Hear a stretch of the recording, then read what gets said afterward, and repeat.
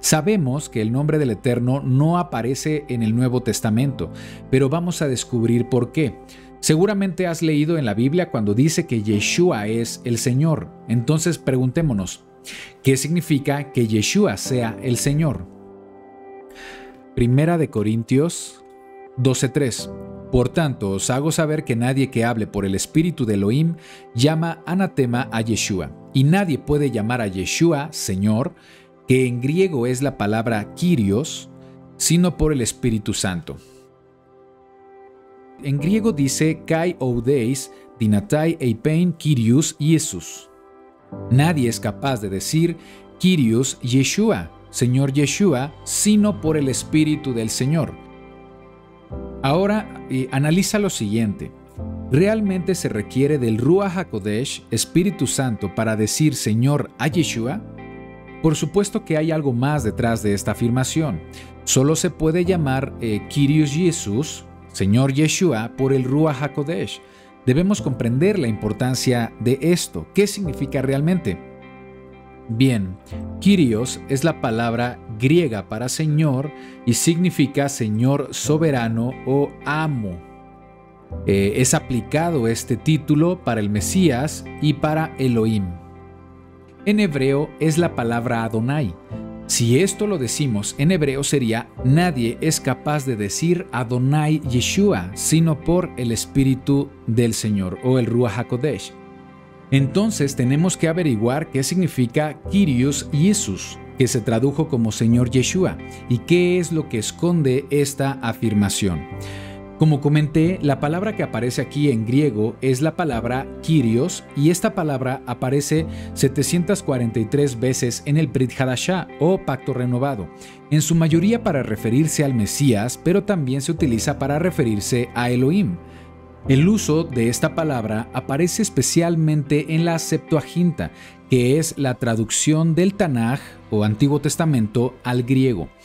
Es una traducción realizada por 72 judíos, se redondeó a 70 y de ahí el nombre Septuaginta, y lo importante es que data del año 283 antes del Mesías. Los grupos más religiosos de raíces hebreas descartan la importancia de este documento por ser el Tanaj en idioma griego y consideran al griego como impuro.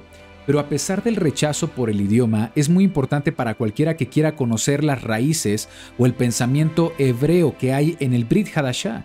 La única forma de descubrir el pensamiento hebreo que hay detrás del Nuevo Testamento griego es por medio de la Septuaginta. Es una herramienta para destraducir el griego y pasarlo al hebreo. Porque al ser la Septuaginta una traducción al griego del Tanaj hebreo, podemos conocer cómo se utilizan ciertos términos y versículos del Tanaj que se citan en el Brit Hadashah. Por ejemplo, gracias a la Septuaginta es que conocemos que pistis, que se tradujo como fe, es en realidad la palabra emuná, que se traduce como fidelidad o firmeza, o la palabra Hades, que se cree en el pensamiento griego un infierno, lugar de sufrimiento, es en realidad la palabra que se utilizó para traducir Sheol, que en hebreo significa lugar de reposo previo a la resurrección. Entonces, es una herramienta para llegar a la raíz hebrea de las escrituras. La Septuaginta es importante ya que se considera el Tanaj que algunos apóstoles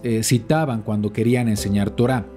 Algo importante es que en la Septuaginta tampoco aparece el nombre del Eterno de 4 letras, Yud Hei Vav Hei. Antes de la traducción de la Septuaginta, se había prohibido la pronunciación del nombre del Eterno en la lectura pública, por cuestiones de tradición y por mandamientos de hombres. Cuando se leía la Torá en hebreo, en lugar de decir Yahweh, se utilizaba el título Adonai. Y esta tradición influyó en la traducción al griego de la Septuaginta, ya que se sustituyó el nombre de 4 letras del Eterno, Yud Hei Vav Hei, por el título griego Kyrios. En el Brit Hadashah o Nuevo Testamento se continuó con esa tradición de sustituir el nombre del Eterno y por eso no aparece el nombre del Eterno en los Evangelios, tampoco en las epístolas. Veamos, por ejemplo, en la Septuaginta cómo la palabra Kyrios sustituye el nombre del Eterno. Vamos al pasaje cuando el Eterno le dijo su nombre a Moisés. Esto está en Éxodo 3:15. Dice en español: además dijo Elohim a Moisés, así dirás a los hijos de Israel. En este caso es Yahweh, se tradujo al español como Jehová, el Elohim de vuestros padres, el Elohim de Abraham, Elohim de Isaac y Elohim de Jacob me ha enviado a vosotros. Este es mi nombre para siempre. Con él se me recordará por todos los siglos. Ahora veamos cómo aparece en hebreo. El texto que utilizo es el texto Codex Leningrad, que es el texto más antiguo que se dispone con nikudot o puntos vocálicos. Dice en hebreo: Vayomer od Elohim el Moshe kitomar el Benei Israel Yahweh. Ahí aparece el nombre del Eterno en hebreo, Yud-Hei Vav-Hei. Ahora veamos cómo aparece en la Septuaginta. Aquí vemos que en lugar del nombre Yud-Hei Vav-Hei aparece la palabra Kyrios. Donde debería estar el nombre del Eterno se usa el título Kyrios. Veamos otro ejemplo, Isaías 42:8. Dice: yo, Yahweh, yo Yud-Hei Vav-Hei, este es mi nombre, y a otro no daré mi gloria, ni mi alabanza a esculturas. En hebreo dice: Ani Yud-Hei Vav-Hei, U Shemi. Yahweh es mi nombre. En la Septuaginta veamos cómo aparece. Isaías 42:8 dice: soy Kyrios ho Deos. Se traduce como: soy Kyrios Adonai el Elohim. En lugar del nombre del Eterno vemos una vez más que aparece el título Kyrios. Vamos a ver otro versículo, el versículo que habíamos revisado anteriormente, donde se declaraba que el Mesías será llamado Yud-Hei Vav-Hei, justicia nuestra. Dice Jeremías 23:6. En sus días será salvo Judá, e Israel habitará confiado, y este será su nombre con el cual le llamarán Yud-Hei Vav-Hei, justicia nuestra. Recordemos que este versículo nos dice que el Mesías será llamado Yahweh, justicia nuestra, mientras en hebreo dice Yahweh Tzidkenu. Veamos cómo aparece en la Septuaginta. El título que aparece en la Septuaginta es Kyrios Yosedek, es decir, Señor Adonai, nuestra justicia. Dice que el Mesías será llamado Kyrios. Una vez más, donde debería aparecer el nombre Yud-Hei Vav-Hei, el nombre del Eterno, aparece el griego Kyrios. Y esto es muy importante. Nos dice, esta profecía nos dice que el Mesías será llamado Kyrios. ¿Notas lo interesante de esto? Porque dice que solo podemos llamar Kyrios a Yeshua por el Espíritu de Santidad. Kyrios es el título que en el Brit Hadashah se utiliza para referirse al Eterno o a Yeshua en su mayoría. Hay cientos de lugares en la Biblia donde se utiliza Kyrios para referirse a el Eterno, porque en la mayoría de las veces se sustituyó con el término o título Kyrios. Vamos a ver un ejemplo. En Juan 1:23 dijo: yo soy la voz de uno que clama en el desierto, enderezad el camino de el Señor, como dijo el profeta Isaías.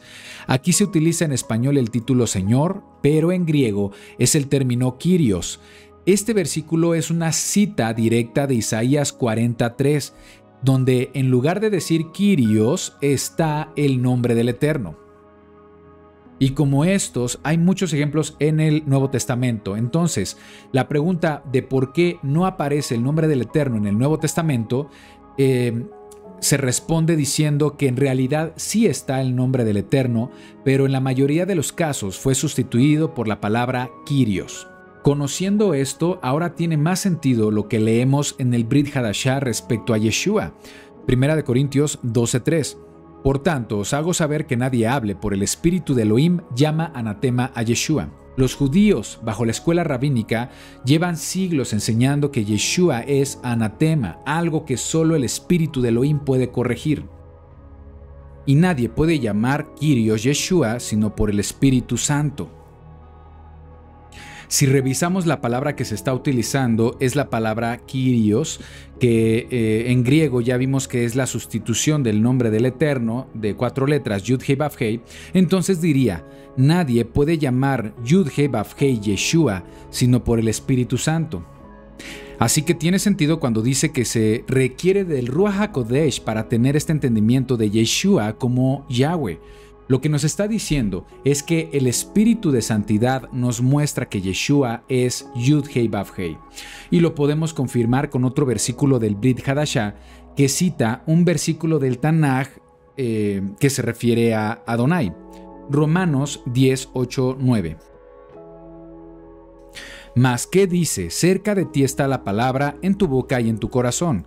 Esta es la palabra de fe que predicamos, que si confesares con tu boca que Yeshua es el Señor y creyeres en tu corazón que Elohim le levantó de los muertos, serás salvo.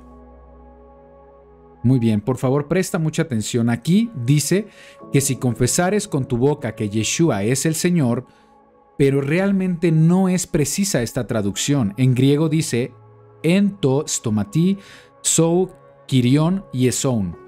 Si confiesas en tu boca a Señor Yeshua, no dice que Yeshua es el Señor, sino dice Señor Yeshua. Se escucha extraño. Y esto es porque solo se soluciona si entendemos que Kyrios es el término para sustituir Yud-Hei Vav-Hei, por lo que diría si confesares en tu boca a Yahweh Yeshua, a Yud-Hei Vav-Hei Yeshua. En el versículo 12 dice que se trata del Señor de todos, tanto judíos como griegos. Es una referencia a Elohim. Y en el siguiente versículo hace evidente a quién se refiere como Señor, como Kyrios. Establece la pista perfecta por medio de una cita del Tanaj. Romanos 10:13. Porque todo aquel que invocare el nombre de Kyrios, del Señor, será salvo. Esto que expone Shaul en el libro de Romanos es algo que está tomado directamente del Tanaj.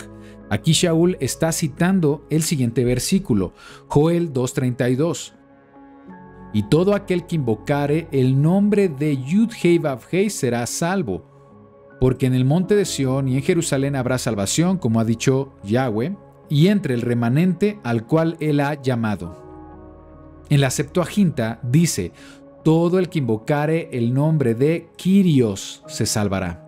Aquí también utiliza Kyrios donde debería estar el nombre del Eterno. Entonces, si destraducimos este pasaje, diría realmente, si confesares con tu boca a Yud-Hei Vav-Hei Yeshua, serás salvo. Así que Shaul está conectando ambos pasajes para señalar, apuntar que se refiere a Yeshua. Shaul está conectando a Yahweh con Yeshua.